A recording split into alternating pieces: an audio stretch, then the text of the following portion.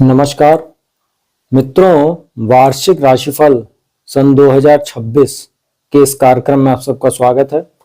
आज इस वीडियो में मैं आपको मेष राशि के लिए आने वाला नया वर्ष 2026 कैसा जाएगा या कैसा रहेगा, ये हर प्रकार से उसकी संपूर्ण और विस्तार से जानकारी दूंगा। मित्रों, वीडियो शुरू करने से पहले मेष राशि के जो भी जातक ये वीडियो देख रहे हैं उन सभी को मेरी ओर से, मेरे पेज की ओर से नए वर्ष की अग्रिम शुभकामनाएं। मित्रों, मेष राशि के लिए अगर देखा जाए तो यह वर्ष कई प्रकार की उपलब्धियों वाला रहने वाला है।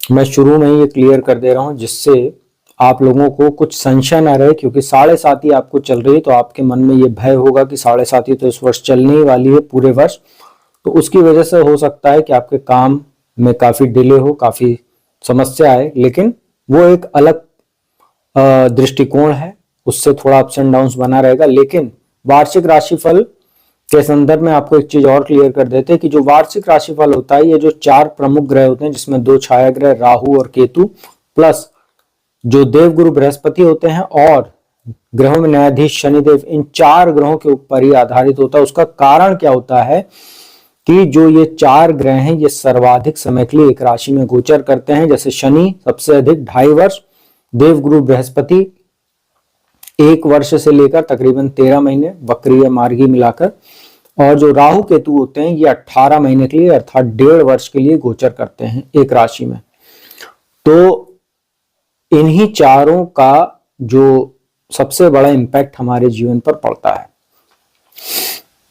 मित्रों, सबसे पहले आपको कुछ संक्षेप में कुछ चीजें बता देते हैं जिससे आपको जो आने वाला राशिफल है 2026 का उसके बारे में कुछ चीजें क्लियर हो जाए। जैसे इस वर्ष जो मेष राशि के जातक हैं उनको कई प्रकार के महापुरुष राजयोगों का फल यहां मिलने वाला है, तो ये एक बहुत अच्छी बात है आपके लिए, जिसमें मंगल आपको 2 बार महापुरुष राजयोग, जो मंगल का होता है रोचक नाम का महापुरुष राजयोग, एक तो अभी शुरुआत में ही महीने की जो जनवरी रहेगी 16 जनवरी से और 23 फरवरी तक, जब मंगल आपके दशम भाव में उच्च राशि मकर में गोचर करेंगे, अभी भाग्य स्थान में रहेंगे वर्ष की शुरुआत में 16 जनवरी से और यहां से 23 फरवरी तक आपको रोचक नाम का महापुरुष राजयोग दशम भाव में मिलेगा। बहुत दिग्बली होते हैं दशम भाव में, और यहां से आपको 23 फरवरी तक बहुत अच्छे परिणाम मिलने वाले हैं इस वर्ष। जो भी छात्र पुलिस, सेना, सुरक्षा कर्मी, पैरामिलिट्री आदि की तैयारी कर रहे हैं, जो मेष राशि के जातक जो स्पोर्ट्समैन वगैरह हैं, उनको विशेष लाभ होने वाला है। इसके बाद इस वर्ष के अप्रैल या मई के मध्य में आपको जो है मंगल एक बार पुनः मेष राशि में जाएंगे, वहां सूर्य भी उच्च राशि में रहेंगे, दशम भाव आपके लग्न में आ जाएंगे, तो वहां पर सूर्य और मंगल का पराक्रम योग, साथ ही मंगल का रोचक महापुरुष राजयोग का फल एक बार फिर मिलेगा। लेकिन आपको साथ में ये भी ध्यान रखना है कि मंगल यहाँ पर तकरीबन अप्रैल के महीने तक आपको अस्त भी रहेंगे, तो बहुत उत्तम परिणाम तो नहीं मिलेंगे, लेकिन फिर भी आपको कुछ फायदा यहाँ पर मंगल देंगे। इसके बाद आपको शुक्र भी महापुरुष राजयोग का फल देंगे। शुक्र जो है इस वर्ष जब तुला राशि में जाएंगे, आपको मैं एग्जैक्ट डेट तो नहीं बता रहा हूं, लेकिन जब वो तुला राशि में जाएंगे तो आपके सप्तम भाव में उनका प्रवेश होगा और मालव्य नाम का महापुरुष राजयोग का परिणाम आपको मिलेगा। इसके बाद देवगुरु बृहस्पति की बात करें तो देवगुरु बृहस्पति आपके 2 जून को 4th हाउस में आकर और हंस नाम का महापुरुष राजयोग बनाएंगे और 31 अक्टूबर 2025 तक ये राजयोग बना रहेगा। उसके बाद देवगुरु बृहस्पति अतिचारी अवस्था में सिंह राशि में चले जाएंगे। तो ये महापुरुष राजयोग जो आपको मिलने वाले हैं इस वर्ष 4, ये आपको उपलब्धियों को कहीं ना कहीं प्राप्त कराने में बहुत महत्वपूर्ण भूमिका निभाएंगे। मित्रों, चलिए अब आपको राशिफल की जानकारी देते हैं। देखिए, इस वर्ष इसमें कोई दो राय नहीं। सबसे पहले मैं शनि के संदर्भ में आपको बताऊंगा। शनि आपके 12वें भाव में गोचर कर रहे हैं, यहीं पर वो गोचर करते रहेंगे पूरे वर्ष।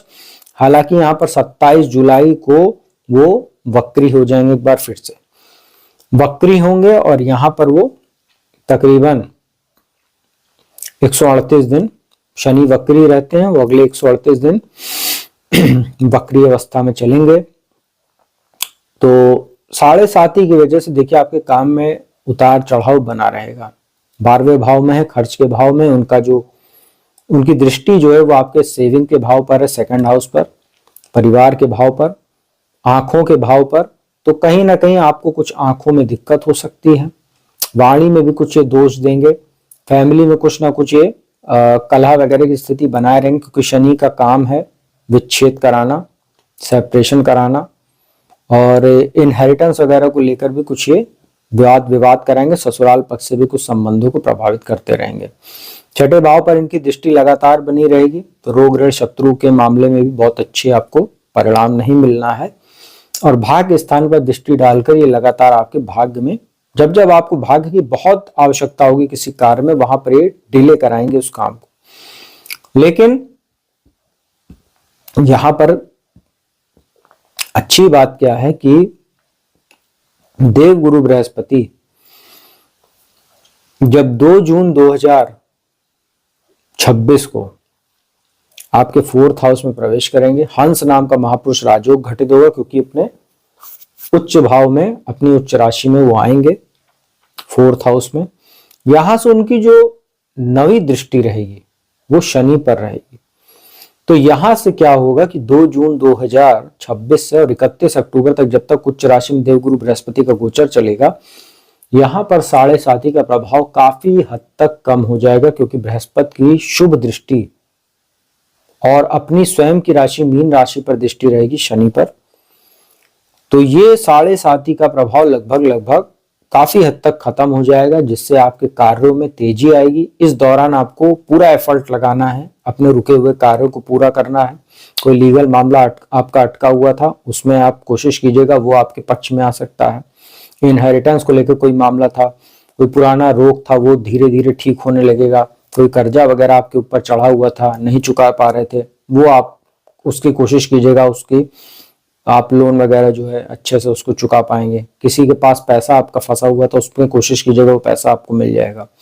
प्रतियोगी परीक्षाओं में आपको सफलता मिलने लगेगी। तो बृहस्पति का जो रोल रहेगा 2 जून 2026 से 31 अक्टूबर तक, वो बहुत ही शानदार आपके लिए रहेगा, क्योंकि यहाँ पर वो एक तो हंस महापुरुष राजयोग का निर्माण करेंगे, साथ ही 7.5 के प्रभाव को बहुत हद तक कम कर देंगे। तो ये बहुत अच्छी बात है। तो शनि के संदर्भ में मैंने जो बताया, ये स्थितियां आपको लगातार बनी रहेंगी। अब हम बात करेंगे देवगुरु बृहस्पति की। तो देवगुरु बृहस्पति के संदर्भ में अभी मैंने बताया कि इसमें 3 बार उनका राशि परिवर्तन इस वर्ष होना है। 2 जून 2026 तक आपके 3रे भाव में है, आपके भाग्येश और 12वें के स्वामी होते हैं, 3रे भाव में है, पराक्रम पुरुषार्थ के भाव में। यहाँ पर 11 मार्च तक वक्री भी हैं, 11 मार्च से वो सीधी चाल चलेंगे और 2 जून तक वो इसी में मार्गी भी रहेंगे, मिथुन राशि में। 3रे भाव में बैठकर आपके भाग्य स्थान को, सप्तम भाव को, लाभ स्थान को प्रभावित करते रहेंगे। 11 मार्च तक कोई बहुत अच्छी स्थिति नहीं, लेकिन उसके बाद स्थिति आपके लिए बहुत अच्छी है। भाग्य में वृद्धि, क्योंकि भाग्य स्थान को देखेंगे। लाभ में वृद्धि, जितना आप एफर्ट करेंगे उतना आपको एफर्ट का लाभ मिलेगा। और वैवाहिक जीवन में समस्याओं को कम से कम करते चलेंगे। जो समस्या है या बिजनेस में कोई समस्या है उसको दूर करेंगे। इसके बाद 4th हाउस में आएंगे 2 जून को। यहां से आपकी लॉटरी खुल जाएगी, प्रॉपर्टी का जबरदस्त लाभ, कोई पुरानी डील आपकी रुकी हुई तो वो आपकी हो जाएगी। प्रॉपर्टी संबंधित नया वाहन आदि खरीद पाएंगे। जो लोग राजनीति, ज्योतिष, वाणिज्य संबंधित कार्य क्षेत्र से जुड़े हुए, उनके लिए जबरदस्त समय रहेगा। नए नए प्रोजेक्ट मिलना, नए नए नेतृत्व मिलना, जनता में प्रसिद्धि बढ़ना, माता के स्वास्थ्य में सुधार, बहुत अच्छा समय आपके लिए यहाँ से रहने वाला। अष्टम भाव पर, दशम भाव पर और द्वादश भाव में बैठे शनि पर दृष्टि होने की वजह से आप कोई भी काम करेंगे अच्छे से रिसर्च करके करेंगे। आपकी जो इंट्यूशन पावर है, आपके अध्यात्म में, आपके ज्ञान में जबरदस्त वृद्धि देखने को मिलेगी। कार्य क्षेत्र में आपका परचम लहराएगा। 12वें भाव पर दृष्टि से लीगल मामले आपके फेवर में आने लगेंगे। खर्च में जो है, जो खर्च भी होगा तो वो आपके भौतिक सुख साधन पर होगा, आपके इन्वेस्टमेंट पर होगा, बहुत अच्छा रहेगा आपके लिए। इसके बाद देवगुरु बृहस्पति अतिचारी होते हुए 31 अक्टूबर को आपके पंचम भाव में चले जाएंगे। पंचम भाव में भी बहुत अच्छा ही परिणाम इनका रहता है। ज्ञान के भाव में बैठेंगे और देवताओं के गुरु हैं। यहाँ पर वो चांडाल दोष से ग्रसित हो जाएंगे, क्योंकि पंचम भाव में केतु पूरे वर्ष रहने वाले हैं। और यहाँ पर 26 नवंबर से राहु और केतु का राशि परिवर्तन होगा। तो राहु केतु चूंकि पूरे वर्ष रहने वाले, तो उनका प्रभाव कुंभ राशि और सिंह राशि में बना रहेगा। उसके बाद वो मकर राशि में राहु और कर्क राशि में आपके केतु का प्रवेश होगा। तो 26 नवंबर तक यहाँ रहेंगे। तो 31 अक्टूबर से 26 नवंबर तक गुरु और केतु का चांडाल दोष यहाँ बन जाएगा पंचम भाव में। देखिए, गुरु और केतु का जो योग होता है ये ज्ञान के लिए, शिक्षा के लिए, अध्यात्म के लिए, धन के लिए, कार्य क्षेत्र के लिए बहुत अच्छा होता है। लेकिन पंचम भाव संतान का भी होता है, तो संतान के साथ कुछ मतभेद हो सकता है, उसका स्वास्थ्य प्रभावित हो सकता है क्योंकि राहु की भी दृष्टि रहेगी। और जो गर्भवती महिलाएं हैं उनको विशेष सावधानी बरतनी रहेगी 26 नवंबर तक, 31 अक्टूबर से 26 नवंबर तक खास तौर पर। उसके बाद भी बृहस्पति पंचम भाव में रहेंगे। 13 दिसंबर से तकरीबन वो वक्री हो जाएंगे फिर पंचम भाव में, तो ये भी बहुत अच्छी स्थिति नहीं रहेगी। तो फिर वर्ष के अंत तक वक्री भी रहेंगे। यहाँ पर जो मेष राशि के जातक है, बृहस्पति का शुभ लाभ आपको बहुत अच्छा मिलता रहेगा 31 अक्टूबर तक। उसके बाद आपको सावधानी बरतनी रहेगी।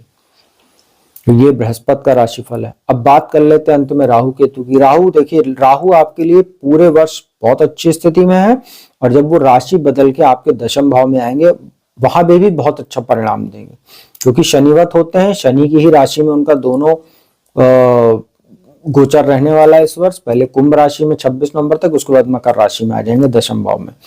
तो जो लोग भी इंटेलिजेंस के क्षेत्र से जुड़े हुए हैं, टेक्नोलॉजी के फील्ड से जुड़े हुए हैं, सोशल मीडिया का काम करते हैं, उनके लिए बहुत अच्छा समय है। जो लोग चरते फिरते हैं, जितना चरेंगे उतना आप, जितना ट्रैवल करेंगे उतना नए कॉन्टेक्ट्स आपके राहु बनवाएगा। बहुत अच्छा आपके लिए पराक्रम पुरुषार्थ आपका क्षमा कीजिए, जबरदस्त आपका बढ़ेगा। तो राहु आपके लिए बहुत अच्छे हैं। इसके बाद 26 नवंबर को दशम भाव में आ जाएंगे। तो दशम भाव में राहु को बोलते हैं कि जिसके राहु 10 में, दुनिया उसके बस में। तो यहाँ पर और अच्छा आपके लिए परिणाम रहेगा। तो राहु का ओवरऑल जो इम्पैक्ट है वो बहुत अच्छा है। केतु की बात करें तो केतु आपके जब 4th हाउस में आएंगे 26 नवंबर को कर्क राशि में, तो ये थोड़ा सा आपके लिए मानसिक तनाव को बढ़ाने वाला रहेगा, माता के स्वास्थ्य को प्रभावित करेगा ये, और कुछ ना कुछ आपके चरित्र को भी ये कहीं ना कहीं नुकसान पहुंचा सकता है। जैसे फेक एलिगेशन लगना, कार्य क्षेत्र में कुछ अवरोध होने से मानसिक तनाव बढ़ना, इस टाइप की चीजें आपको देखने को मिलेगी। दुर्घटना आदि के योग भी ये बना देगा। 4th हाउस में बैठ के अष्टम भाव पर और द्वादश भाव पर इसकी लगातार दृष्टि रहेगी। तो गाड़ी वगैरह चलाते समय बेहद सावधानी बरतिएगा। हालांकि ये आपके आध्यात्मिक चेतना को बहुत जगाएगा। जो लोग ज्योतिष, तंत्र मंत्र, गुप्त विद्या के क्षेत्र से जुड़े हुए उनको बहुत लाभ देने का काम ये केतु करेगा अष्टम भाव पर दृष्टि डालकर। तो अगर मेष राशि के जातकों के लिए ओवरऑल पूरा वर्ष देखें तो उपलब्धियों से भरा है, और इसकी शुरुआत ही जनवरी से हो जाएगी, जब 16 जनवरी को माफ कीजिएगा, और 23 फरवरी तक मंगल आपके दशम भाव में गोचर करेंगे। बहुत उत्तम समय आपके लिए कहेंगे शुरुआत में ही वर्ष के। हालांकि यहाँ पर आपको एक चीज को ध्यान रखना है कि अभी जो शुरुआत रहेगी 13 जनवरी तक, 13 जनवरी को शुक्र आपके दशम भाव में आ जाएंगे। जब तक नहीं आ जाते तब तक आपके जो चारों केंद्र हैं, पहला, चौथा, सातवां और 10वां भाव जो है ये खाली चलेंगे। तो केंद्र स्थान का खाली होना अच्छा नहीं होता है, थोड़ा सा सपोर्ट की कमी आपको देखने को मिलेगी। 13 जनवरी के बाद से जैसे जैसे आपका 10th हाउस भरता जाएगा, 13 जनवरी को शुक्र आएंगे, 15 जनवरी को सूर्य आ जाएंगे दशम भाव में मकर राशि में, मकर संक्रांति होगी। 16 जनवरी को अगले दिन ही मंगल आ जाएंगे, रुचक महापुरुष राजयोग, पराक्रम राजयोग वहां सब बनेगा दशम भाव में। इसके बाद 17 जनवरी को बुध भी आ जाएंगे। तो दशम भाव आपका जैसे ही भरता चला जाएगा तो 23 फरवरी तक तो वहां मंगल भी रहेंगे, तो बहुत अच्छी स्थिति आपके लिए रहेगी। तो थोड़ा सा 13 जनवरी तक आपको सपोर्ट में भी कमी देखने को मिलेगी, तब तक आप थोड़ा सा धैर्य बना के रखें। तो साल आपके लिए बहुत अच्छा है, बस शनि की थोड़ा सा स्थिति आपको दिक्कत दे सकती है, बहुत ज्यादा नहीं, लेकिन आप पूजा उपासना करते रहिए। हनुमान जी की पूजा उपासना कीजिए पूरे वर्ष। हनुमान चालीसा, बजरंग बाण हनुमान चालीसा का पाठ कीजिए। भगवान शिव की पूजा उपासना कीजिए, उनके शिवलिंग पर जलाभिषेक कीजिए सोमवार और शनिवार को। और जो है हर शनिवार को पीपल के वृक्ष के नीचे जाकर संध्या काल में सरसों के तेल का दीपक जलाएं।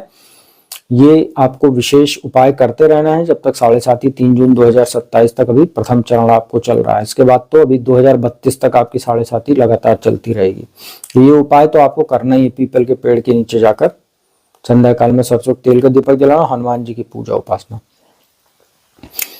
तो मित्रों उम्मीद करता हूँ वीडियो आपको अच्छी लगी होगी। वीडियो अच्छी लगी तो उसको लाइक कमेंट शेयर कीजिए। कुंडली विश्लेषण के लिए मेरा नंबर डिस्क्रिप्शन स्क्रीन पर उपलब्ध है, उस पर संपर्क कीजिए, अपॉइंटमेंट लीजिए, कुंडली विश्लेषण का लाभ देश दुनिया के किसी भी कोने से प्राप्त कीजिए। तो अब मैं अपने वाणी को विराम देता हूँ।